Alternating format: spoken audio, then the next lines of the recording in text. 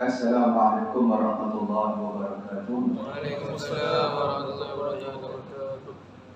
Bismillahirrahmanirrahim. Alhamdulillahirabbil alamin. Wa bihi nasta'inu ala umuri dunya waddin. Wassalatu wassalamu ala asyrafil anbiya'i wal mursalin wa ala alihi wa sahbihi ajma'in. Subhanaka la ilma lana illa ma 'allamtana. Innaka antal alimul hakim. Wala hawla wala quwwata illa billahil aliyyil azim.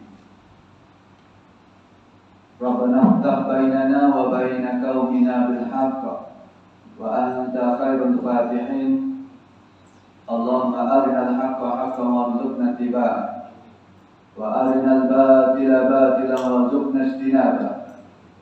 Allahumma ja'alna minal ladzina yastami'una al-qawla fayattabi'una ahsanahu wa ba'd. Terima kasih kepada Tuan Pengacara Majlis Yang Mulia Tuan Haji Ma'ruf bin Jais, Pengerusi Jawatankuasa Surau An-Najah,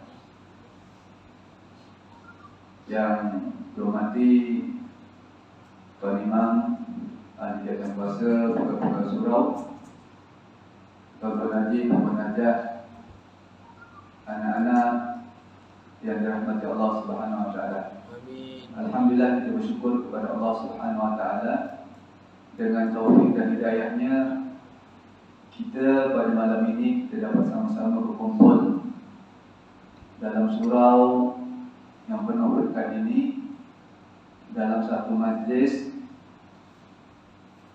bersempena mengingati akan kelahiran baginda Rasulullah sallallahu alaihi wasallam.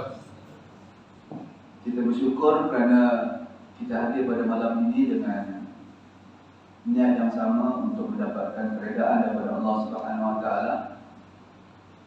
Allah takdirkan kita berada dalam satu keadaan yang insya-Allah kita semua mendapat ampunan daripada Allah Subhanahu wa taala. Amin.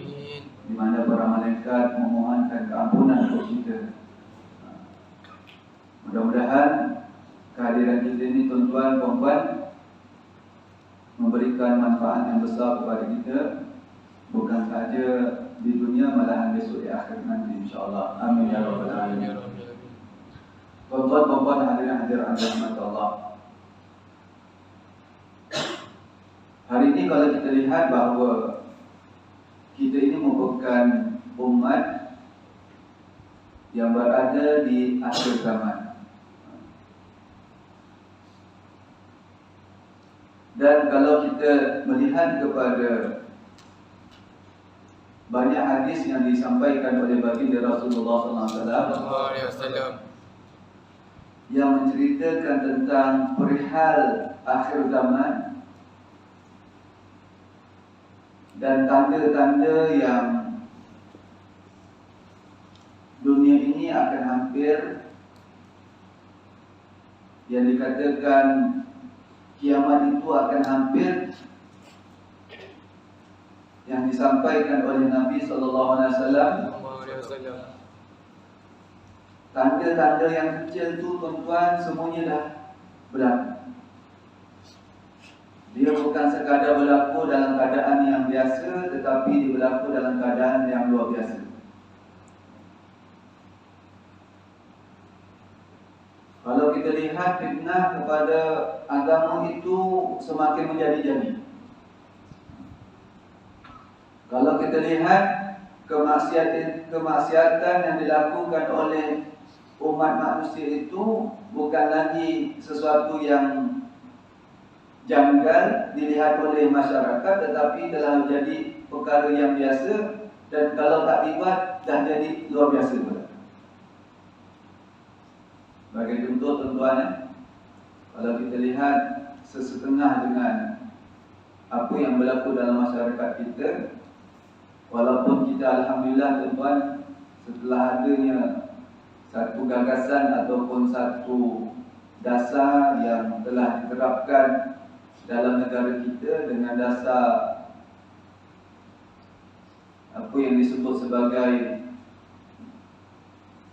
dasar Islam ataupun menerapkan nilai-nilai Islam yang dibahaskan satu ketika dahulu oleh masyarakat juga. Sepatutnya bukan dasar serap mesti, bukan terap mesti serap. Itu pun gaduh tuan-tuan. Mulalah masing-masing menunjukkan ataupun menunjukkan kemahiran dia dari segi bahasa. Kalau serap macam ni, kalau terap macam ni. Kalau terap untuk burung, jerat burung dan sebagainya. Kalau serap macam biskut, diserap air, tuan-tuan. Bagi saya sebenarnya perkara itu sepatutnya tak perlu nak kita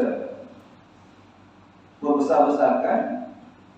Tetapi sebaliknya, apa sahaja yang digagaskan yang memberikan kebaikan dan memberikan ruang kepada kita untuk memperbaiki agama kita ataupun memperbaiki akhlak kita ataupun memberikan ruang untuk kita beribadat dengan lebih banyak lagi, memberikan ruang untuk kita melaksanakan sunnah Nabi SAW dengan lebih banyak lagi, tuan-tuan, kita jalan sahaja sebenarnya. Sepatutnya macam itu.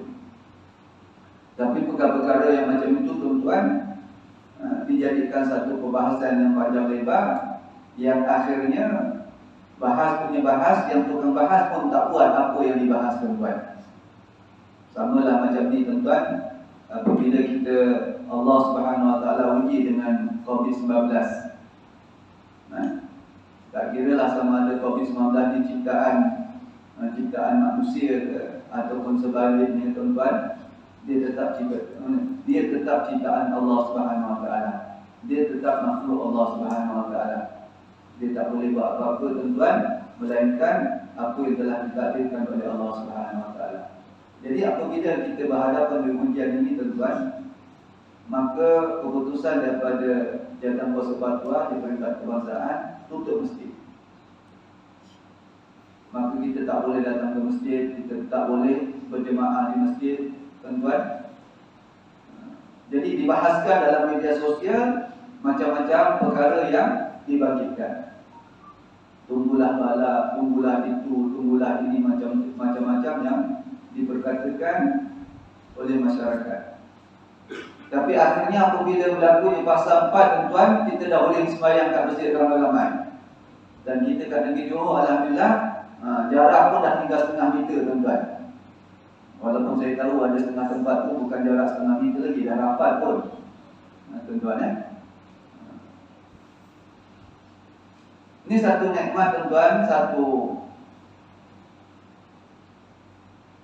perkara yang sepatutnya kita syukuri dan kita mengambil peluang untuk kita menambahkan amal ibadat kita kepada Allah Subhanahu Wa Taala. Macam apa yang saya katakan tadi, yang bahaskan dalam media sosial, tuan-tuan, apabila dah diberikan peluang untuk datang ke masjid, tengok muka-muka tu tak nampak juga ke masjid. Sepatutnya dia di belakang imam, tuan-tuan, pada saf yang pertama. Duduk pada saf yang pertama, tapi tak, dia tetap saf pertama dan dalam dua saf. Ini yang berlaku. Ini nak tunjukkan apa, tuan-tuan? Inilah fitnah kepada agama kita, tuan-tuan. Inilah fitnah kepada agama kita yang kita sekarang ni berada di akhir zaman. Sebab tu sekarang ni, tuan-tuan, kita cuma berusaha. Kita cuba berusaha apa yang kita boleh buat. Apa kuasa yang kita ada, tuan-tuan, kita gunakan. Kalau di peluang ni, bukan di peluang saja, tuan-tuan, kita dah mula menggerakkan mana-mana individu, mana-mana kumpulan yang usaha mereka itu untuk mendekatkan diri kepada Allah Subhanahu Wa Taala, yang selama ini, tuan-tuan, berlaku dalam keadaan tersorok, berlaku dalam keadaan di tempat yang tersembunyi, berlaku di tempat-tempat yang tak sepatutnya perkara itu dijalankan, tuan-tuan. Hari ini kita cuba ketengahkan. Kumpulan zikir kita ketengahkan, kumpulan maulid kita ketengahkan, kumpulan majlis-majlis ilmu talaqi dan sebagainya kita kedengarkan. Untuk apa tuan-tuan? Untuk kita apa? Supaya fitnah-fitnah yang dilontarkan kepada agama ini kita dapat rungkai. Kita berikan kepahaman kepada masyarakat tuan-tuan. Tuan-tuan bayangkan satu ketika dahulu mereka yang berkecimpung, mereka yang terlibat, mereka yang beramal dengan tarekat-tarekat tertentu dilabelkan sebagai mereka yang beramal dengan ajaran sesat. Sama sesatnya macam Afghan satu ketika dahulu tuan-tuan. Bayangkan tuan-tuan, orang berzikir tarekat Naqsyabandiyah Khalidiyah sebagai contoh. Tarekat Naqsyabandiyah Khalidiyah ini merupakan jenis tarekat yang kalau mereka itu beramal, tuan-tuan, mereka akan duduk dalam kelambu. Untuk antara kaedah tuan-tuan, itu kaedah. Kita kena faham, ini kaedah. Tak salah pun dari segi syariatnya. Sebab Allah Subhanahu Wa Taala nyatakan kita ni apabila zikir qu'ud dan wa, makna kita boleh diri, boleh, kita boleh duduk, dan bilangan untuk kita berzikir pun yang ada ketentuan sebagai contoh tuan-tuan. Kita lepas sembahyang fardu kita disunatkan untuk baca zikir Subhanallah 33 kali, Alhamdulillah 33 kali, Allahu Akbar 33 kali. Tutup dengan La ilaha illallah wahdahu la syarikalah, lahul mulku wa lahul hamdu yuhyi wa yumiitu wa huwa ala kulli syai'in qadir. Dah ada pun ganjaran, ada apuan yang telah dijanjikan oleh baginda Rasulullah sallallahu alaihi wasallam. Ya, yang itu memang ada bilangan. Tetapi ada jenis zikir-zikir yang tak ada bilangan, tak disebut. Boleh tak kita buat? Boleh. Kenapa? Dalilnya di mana tuan-tuan? Uzkurullah zikran katsira. Ingat Allah itu dengan ingatan yang banyak. Nak buat 1000 boleh, nak buat 10,000 boleh, nak buat 1,000,000 pun tak ada masalah. Tuan-tuan, puan-puan, hadirin hadirat dirahmati Allah.